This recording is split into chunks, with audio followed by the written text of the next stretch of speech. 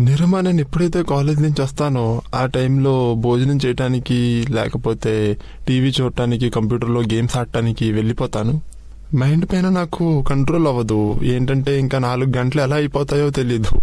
ఇంకా అది తెలీదు కూడా ఎలా అయిపోతుంది సమయం అని. మైండ్లో కంట్రోల్ అవ్వదు. దానికోసం ఏం చేయాలి? ఇది చాలా పెద్ద తప్పు. 4-5 గంటలు టీవీ ముందు కంప్యూటర్ ముందు కూర్చుంటే మన కెరియర్లో ఎన్ని గంటలు వేస్ట్ అవుతున్నాయి. ఇలా నా 1 సంవత్సరం వేస్ట్ కూడా అయిపోయింది. మరి ఇలా చేస్తే పాడవ్వద్దా చెప్పు. ఇక అమ్మా నాన్నలకి ఎంత బాధ. టైం ఇంత వేస్ట్ అయ్యాక ఈ జీవితంలో ఇప్పుడు చదువుకునే రోజులు, ఈ రోజులు మళ్ళీ మళ్ళీ వెనక్కి రావు. వస్తాయా? ముసలివారయ్యాక చదువుతారా? లేదు. మన భారతదేశంలో అలాంటి విధానమే లేదు. ముసలితనం వచ్చాక కూడా చదువుకుంటారు. ఇక్కడ అలాంటిది లేదు. వయసు, చదువుకునే వయసు అనేది ఉంటుంది కదా, అప్పుడే చదువుకోవాలి. 1-2 ఏళ్లు అటు ఇటు అయితే పర్వాలేదు, కానీ ఎక్కువ అయితే సైకాలజీ ఏర్పడుతుందంటే ఇక మీరు ఎప్పటికీ చదువుకోలేరు. ఫారిన్లో, వెస్ట్రన్ వరల్డ్లో ముసలితనంలో కూడా చదువుకుంటారు.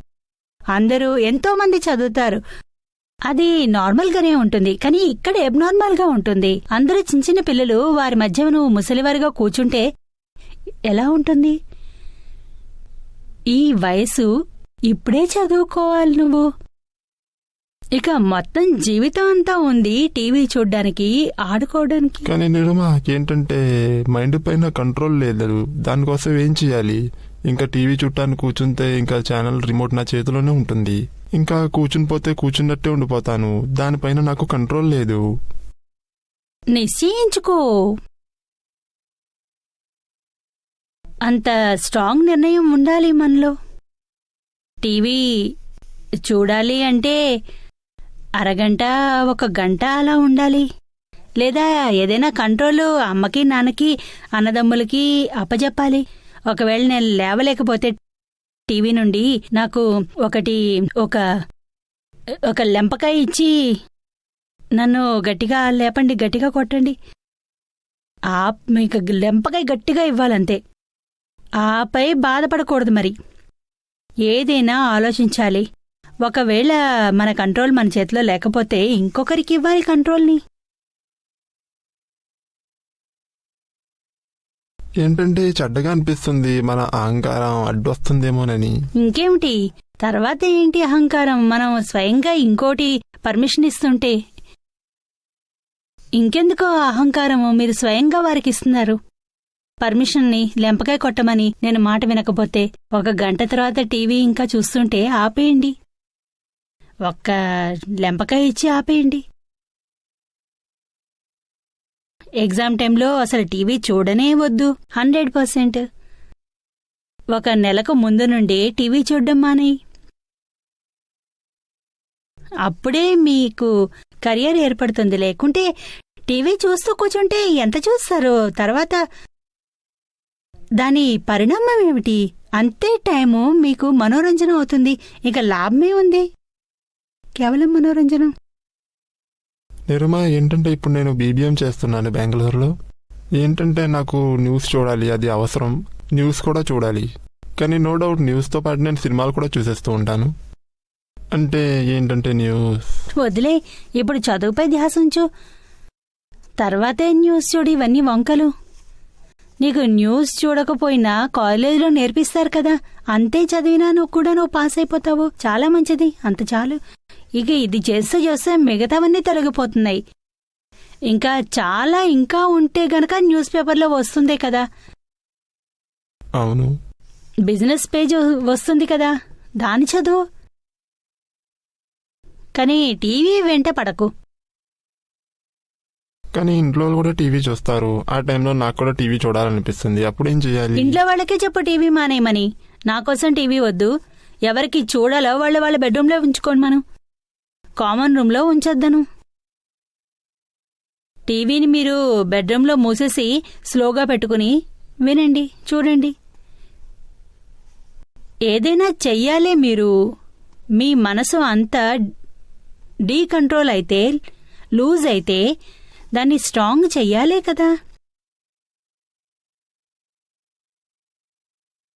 ప్రతి ఒక్క విషయంలో ఈ రోజున ఇంకాస్త పెద్దయ్యాక ఇంకా ఎన్ని రకాల తప్పుడు మార్గాలుంటాయి ప్రపంచంలో. అక్కడ మీ మనసు డీకంట్రోల్ అవుతుంది.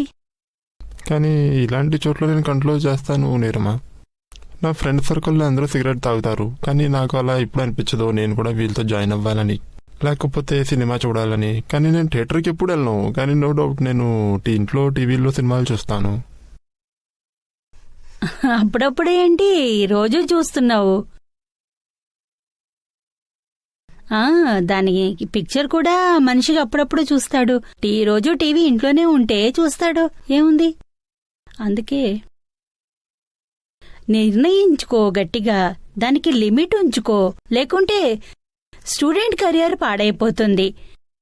ఈ టీవీ వల్ల రెండు రకాలున్నాయి. టీవీ మంచిగానూ ఉంది, చెడుగాను తీసుకుని వెళ్తుంది. ఇక టీవీ చెడు కాస్త కాకుండా, కానీ మనం నిర్ణయించుకోవాలి. మన కంట్రోల్లో ఉండాలి మన మైండ్.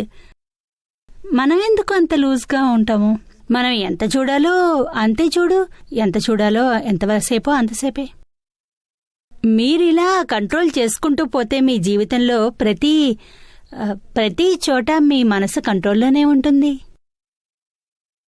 లేకపోతే ప్రతి చోట మీ మనసు మీ పైకెక్కి కూర్చుంటుంది.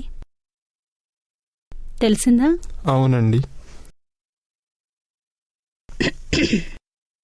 ప్రణాం నీరమా. ఏంటంటే మా ఇంట్లో ఎప్పుడు గొడవ జరుగుతుంది అమ్మా నాన్నకి. ఆ గొడవలో నన్ను కూడా లాగుతారు. ఏంటంటే డాడీ అడుగుతారు ఇప్పుడు ఎవరు తప్పని, మమ్మీ కూడా అడుగుతుంది ఎవరిది తప్పని. ఇప్పుడు నేను ఎవరు తరపున మాట్లాడాలి? కానీ ఇద్దరు తప్పే. ఇంకా నాకు అర్థం కాదు నేనేం చెయ్యాలో. హాయిగా నిదానంగా చెప్పు అమ్మకి నాన్నకి. గొడవ పెట్టుకోవడం అన్నదే పెద్ద తప్పు అని, అందులో ఎవరు కరెక్టు ఎవరు రాంగు అని నిర్ణయించాల్సిన పనేముంది. ఇక కరెక్ట్ అని ఎవరిని అంటారంటే మీ విషయాన్ని వదిలేసేవారే కరెక్ట్. ఇక మాటని పట్టుకుని సత్యం అని అంటే ఇంకా తప్పు. నిర్మా ఇద్దరు కలిసి కూడా విషయాన్ని తొయ్యాలని చూస్తారు. అంటే బయట వాళ్ళ దగ్గర కాదు, నా మీదే. తెలుసుకో, ఇద్దరిలో ఎవరో ఒకరు నిజమైన వారు కాదు అని, అబద్ధం అని అమ్మ నాన్నకి చెప్పేయి. నా ప్రిన్సిపల్ ఏమంటే ఎవరు వారి మాటను వదిలేస్తారో వారే కరెక్ట్ అని, ఎవరు వారి మాటని పట్టుకుని ఉంటారో వారు కరెక్ట్, చెయ్యాలనుకుంటున్న వారు అబద్ధము. ఇక మీరిద్దరు నిర్ణయించుకోండి. ఈ జవాబు ఇచ్చేసే ఎప్పటికీ. ఎవరు వదిలేయడానికి రెడీయో నా న్యాయం వాళ్ళ వైపేవని. నిర్మా అయితే ఇది ట్రై చేయాలి ఇప్పుడు నేను. చెయ్యి, సక్సెస్ అవుతావు. బహుశా ఇద్దరూ నేర్చుకోగలిగితే ఇద్దరికీ మంచే జరుగుతుంది.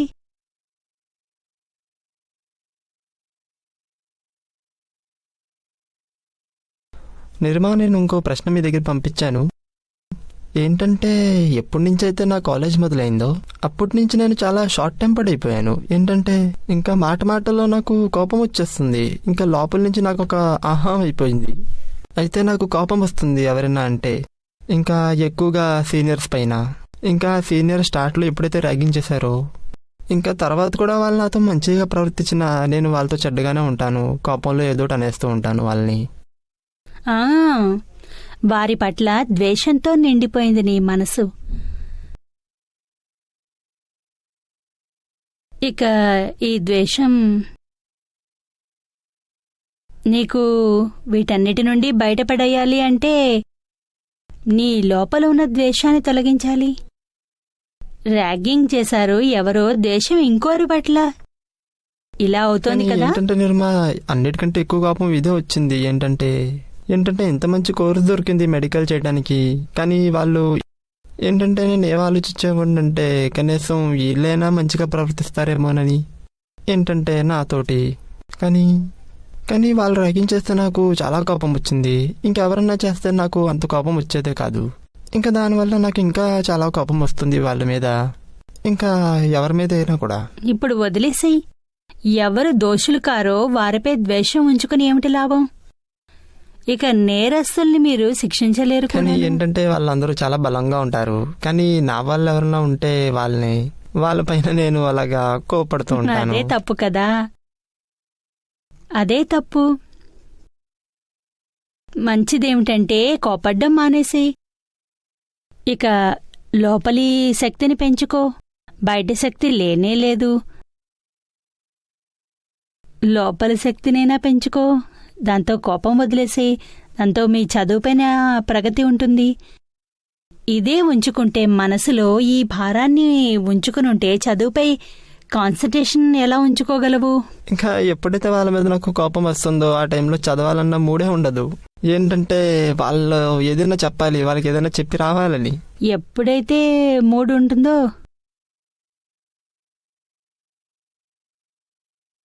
మరి మిమ్మల్ని మీరే పరీక్షించుకోండి. గతం గుర్తు చేసుకుని లాభం లేదు. గుర్తు చేసుకుంటూ ఇక చదువుపై కాన్సంట్రేషన్ చేయాలి. మనసులోంచి ఇవన్నీ తీసిపడేసాయి. ఫ్రస్ట్రేషను, ద్వేషభావన ఇవన్నీ తీసేసాయి. ఇక ఇప్పుడు చదువుపై దృష్టి ప్రణామం ఉంచు. నిరుమా. నాకు ఒక చిన్న కొట్టు ఉంది. నాకు టెన్షన్ చాలా ఉంది. నా కొట్టు నడుస్తుందో నడవదోనని. ఇరుగు పొరుగు కొట్టు వాళ్ళు కూడా నాకు చాలా టెన్షన్లు ఇస్తారు. కానీ నేను కొంచెం శాంతంగానే ఉంటాను. ఎలా అంటే నియమం ఎలా అంటే మనం శాంతంగా ఉంటే స్థిరంగా ఉంటే మీ పని సాఫల్యం అవుతుంది. మీరు ఎంత చంచలంగా అయితే, ఎంత విచలితం అయితే, చింత చెందితే అంతే మీకు పాడవుతుంది. కానీ నాకు భయం చాలా ఉంటుంది. ఏంటంటే నా కొట్టు నడుస్తుందో నడవదోనని. అలా అనుకునే బదులు మీ మనసులో ధైర్యం ఉంచుకో. ఇక దుకాణం తెరిచావు కనుక పాజిటివ్గానే ఉండు. ఎందుకు నడవదు? నడుస్తుంది. అన్నం పప్పు అయితే దొరుకుతుంది కదా. ఏంటంటే ఇరుగు పొరుగు వాళ్ళు చాలా నాకు టెన్షన్స్ ఇస్తారు. ఇంకా మనలాంటి బిజినెస్ చేస్తారు కాంపిటీషన్ కోసం. అది ఉంటుంది. దాన్ని ఇబ్బంది పెట్టడం అనకు. ప్రతి బిజినెస్లోనూ కాంపిటీషన్ అనేది ఉండి తీరాలే. ఏదైనా ఏ వ్యాపారమైనా సరే చెయ్యి, అందులో కాంపిటీషన్ ఉంటుంది. బిజినెస్ చెయ్యాలి అనుకున్నప్పుడు వీటన్నిటికీ సిద్ధంగా ఉండాలి. లేకపోతే ఉద్యోగం చేయడమే మంచిది. అందులో కూడా ఉంటాయి కొలీగ్స్లో ఎన్నో. ఏంటంటే ఇదివరకు నాకు చిన్న కొట్టు ఉండేది. ఇప్పుడు నేను దాన్ని కొంచెం పెద్దది చేశాను. ఇప్పుడు ఏముంది, శ్రద్ధగా పనిచేయి, మంచిది, సఫలమవుతుంది. అవును. పూజ్యుడి రూమా, ప్రణామం. ఓ క్షణం ముందర మీరు చెప్పారు సత్యభామ ఇంకా సీత కూడా తమ భర్తని వదిలేయలేదు అని. మనం ఈ విషయాన్ని నాకేమనిపించిందంటే, అంత పెద్ద పురుషోత్తముడు రాముడు జ్ఞానం పొందాడు, ఆయనకి అన్నీ తెలుసు, ఇంకా జింక వెనకాల పరిగెత్తాడు ఆయన. దీనికి అర్థమేమిటి? తెలిసి కూడా నాటకం చేయాల్సి వచ్చిందా ఆయనకు?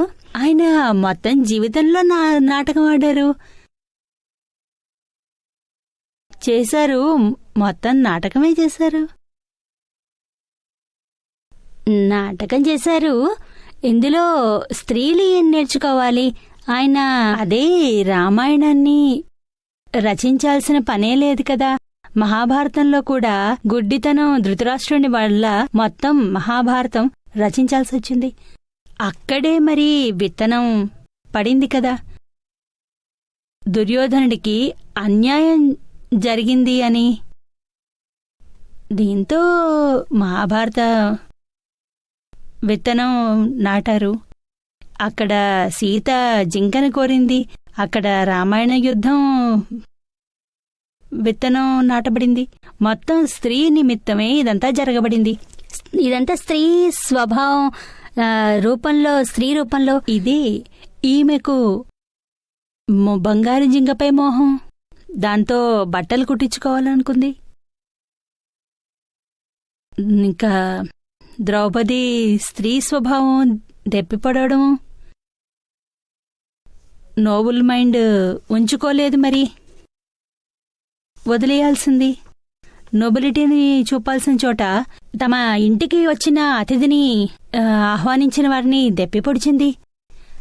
అతన్ని బాధని వేళాకోళం చేసింది. దాని ఫలితం ఇంతవరకు వచ్చింది. ఈ అహంకారంతో చాలా దెబ్బ తగిలింది. స్త్రీ వీటి నుండి నేర్చుకోవాలి. ఇక్కడ ఇలాంటి తప్పుల నుండే దూరం కావాలి. మనం కూడా నోబుల్ కావాలి. ఇలా దెప్పిపడడం వల్ల ఎన్ని బాధలున్నాయి. అంత అహంకారమే అడ్డపడుతోంది. దుఃఖంలో మునిగిపోతున్నాం. దీన్ని వెతకాలి మనం జీవితంలో. ఇవన్నీ వదిలేసి ఏమంటే స్త్రీలకు ఏమవుతుందంటే లోపల దుఃఖం ఉంటుంది, మండుతూ ఉంటుంది. ఇక ఎవరినైనా దెప్పితే లోపల ఉన్న మంట కాస్త చల్లబడుతుంది. ఇది పార్శ్వానందం. ఇతరులని మండించాకే వాడి మంట చల్లారుతుంది. ఇక అందులో నుండి ఆనందం లభిస్తుంది. దీన్ని పార్శ్వానందం అంటాము. పశువులకు ఉంటుంది. సంస్కారం గలవారికి, మర్యాద గలవారికి ఇలాంటి వాటిలో పడరు. తెలిసిందా? భారతీయ నారి ఎంత హై క్వాలిటీ గలది. దీనిలో మొత్తం సంస్కారం నిండి ఉంది. ఎంత ఉన్నత కులం వారు, ధర్మం ఎంత బావుంటుంది. మనందరికీ సంస్కారం కూడా ఎంత బాగా లభించింది. ఈ పంతంలో పరాకాష్ఠ అయ్యారు రాములవారు. దీని పరిణామం ఎంత చెడుగా ఉంది అని చెప్పడంలో అర్థం మన స్త్రీల పంతాన్ని ఉంచుకోవద్దు అని. పంతం ఉంచుకోరాదు. ఎంత పంతం ఉంచుకుంటే జింక కోసం పంత పట్టింది సీతాది. ఆమె మీరు నగల కోసం, చీరల కోసం ఎన్నిసార్లు మీ వారి దగ్గర పంతం పట్టి ఉంటారు?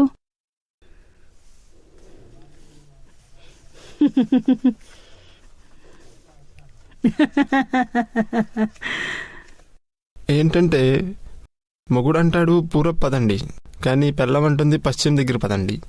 మొగుడంటాడు నెసెసిటీ ఎంత తక్కువ ఉంటే అంత సుఖంగా ఉంటామని, కింద వాళ్ళని చూడండి. కానీ లేదు, పెళ్ళమంటుంది పై వాళ్ళని చూడండి, వాళ్ళ దగ్గర ఏముందో. నాకు అది కావాలి, ఇది కావాలి. ఇప్పుడు ఎలాగైతే అనుకున్నవాడు చెప్పాడో ఒక అమ్మ నాన్న గొడవ పడతారని, అయినా కూడా మన డాక్టర్ సార్ పెళ్లి చేసుకోవాలని వెనకపడుతున్నారు. ఇంకా తను పక్కవాడిని అడిగితే ఏంటంటే పెళ్లి చేసుకోవద్దు అని చెప్పినా ఏంటంటే పెళ్ళైన తర్వాత 10 టన్నులు బరువు, పిల్లలు పుట్టిన తర్వాత ఇంకో 2 టన్నులు బరువు, తర్వాత 12 టన్నులు బరువు అవుతుంది.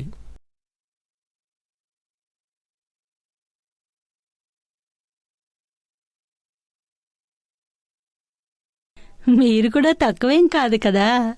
అవశ్యంగా దీంట్లో అయితే అవుతుంది. 2 చోట్ల నుంచి తప్పట్లు కొడుతూనే ఉంటారుగా. మీ చెత్త కూడా చప్పుడొస్తుంది. ఇదైతే కరెక్టే కదా. పెద్దవాళ్ళు చెప్పింది ఏంటంటే ఎంత నెసిటీ తక్కువ ఉంటే సుఖంగా ఉంటాం, కింద వాళ్ళని చూడండి సుఖంగానే ఉంటాం. కానీ కొంతమంది అంటారు పై ఇంటి వాళ్ళు చూడండి, వాళ్ళింట్లో ఏముందో వీళ్ళింట్లో ఏముందో. ఇది నిజమే. సుఖం పొందడానికి ఈ దృష్టిని ఉంచుకోవడానికి చాలా మంచిది. మనకంటే తక్కువ వాళ్ళు మన దగ్గర 3 బెడ్రూమ్ల ఇల్లుంటే మనం బంగ్లా ఇల్లున్న వారిని చూసి ఈర్ష్యపడుతూ ఉంటాము. 2 బెడ్రూమ్ ఇల్లుని చూసి సంతోషిస్తారు ఇంకోళ్ళు. దానికంటే మన ఇల్లు పెద్దది కదా. జీవితంలో ఇలాగే మనం సంతోషించాలి. అప్పుడే బంగ్లా వాళ్ళని చూసి ఈర్ష్యపడి మన వద్ద ఉన్న సంతోషాన్ని కూడా పోగొట్టుకుంటున్నాం మనం. తెలిసిందా? ఇక్కడ ఆయన చెప్పింది కరెక్టే. స్త్రీలకు ఈ అలవాటు ఉంది. ఎప్పుడూ పైకే చూస్తారు, కిందకి చూడరు. ఎప్పుడో ఒకరు చాలా సంస్కారవంతులు అయితే గనక వారు అలాంటి అడ్జస్ట్మెంట్ని తీసుకుంటారు, కిందకి చూస్తారు. కానీ సాధారణంగా కిందకే చూస్తూ ఉంటారు. ఇంకా ఏమంటే ఏది దొరికిందో దాన్నే ఆనందంతో జీవించాలి. దొరకని దానికోసం ఎందుకు బాధ? ప్రాప్తం ఎంతుంటే అంతే లభిస్తుంది. ప్రాప్తం గురించి చింతించొద్దని. మన వద్ద మన జీవితంలో ఏది ప్రాప్తించినా దాన్ని చక్కగా అనుభవించాలి. కానీ మన దగ్గర ఉన్నదాన్నే మనం అనుభవించలేకపోతున్నాము. ఇక ప్రాప్తించిన దాని గురించి చింతిస్తూ ఉంటాము. భవిష్యత్తు గురించి చింతిస్తాము, అది మనకు ప్రాప్తి లేదు అని. భూతకాలంలో చెడు రోజుల గురించి చింతిస్తాము, మంచి రోజులు వెళ్ళిపోయాయి అయ్యో అని. అలా ఉండేవాళ్ళం, ఇలా ఉండేవాళ్ళం. వెళ్ళిపోతే వెళ్ళిపోయాయి, మళ్ళీ అవి ప్రాప్తించదు. ప్రాప్తం లేని దాని నుంచి ఆలోచించి లాభమేంటి? ప్రాప్తించిన దాన్ని అనుభవించాలి. అన్నం పప్పు ఉంటే ఇష్టంగా తిను. లేని దాని గురించి ఎందుకు ఆలోచించడము? ఈ జీవితంలో ఈ సూత్రం చాలా ఉపయోగపడుతుంది. ప్రాప్తించింది అనుభవించు, ప్రాప్తం గురించి చింతించకు. ప్రాప్తి చింతలో ప్రాప్తించిన దాన్ని కూడా ఆనందించలేవు. మన అందమైన వర్తమానాన్ని కూడా పాడు చేసుకుంటున్నాము. వర్తమానంలో ఉన్నవారికి దుఃఖం అనేదే ఉండదు. మన దుఃఖం పడుతున్నాము అంటే భవిష్యత్తుని, భూతకాలాన్ని లాగి వర్తమానంలోకి తీసుకువస్తున్నాము. వర్తమానాన్ని కోల్పోతూ భూత భవిష్యత్తులు వెనకాల పడి మొత్తం సుఖాన్ని కోల్పోతున్నాము. తెలిసిందా మీకు?